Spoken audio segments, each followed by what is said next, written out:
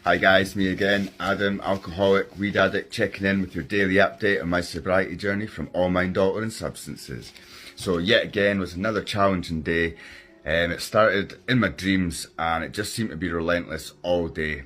So we'll start with the dream because it probably affected the rest of the day. It certainly played a bit of a role in how I dealt with the day as well.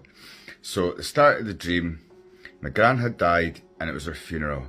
So to give you a little bit of backstory, I'd already buried my granny a long time ago when I was 16.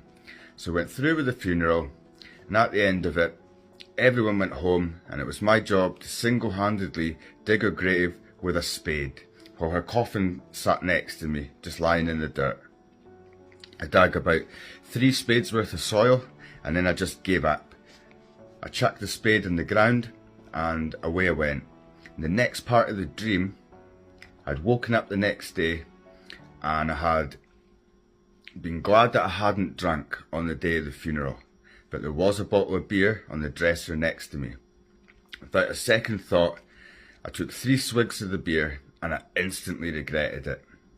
I decided that I was going to lie to my sponsor about it, so we didn't have to start the sober clean time all over again. He lived in the same street as me that I grew up on in this dream, and I went to his door to tell him that I couldn't do the bookwork today because my head was still minced from burying my granny yesterday. A woman that my mind just made up answered his door. Now, I know who my sponsor's partner is, and this certainly wasn't her. It was very weird. They both stood in the doorway as I told them why I was there. A strange woman asked if I used yesterday or drank, and I said no, but I instantly started crying. And I sharply took off down their path and away.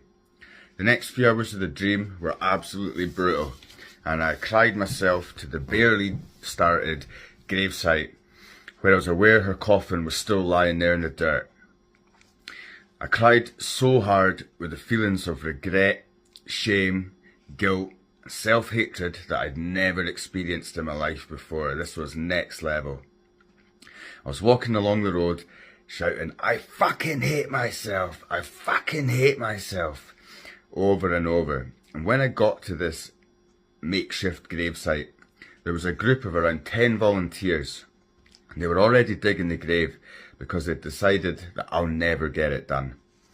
And this obviously made me feel 10 times worse than I already did. I wandered round crying with the most intense tears that I can remember.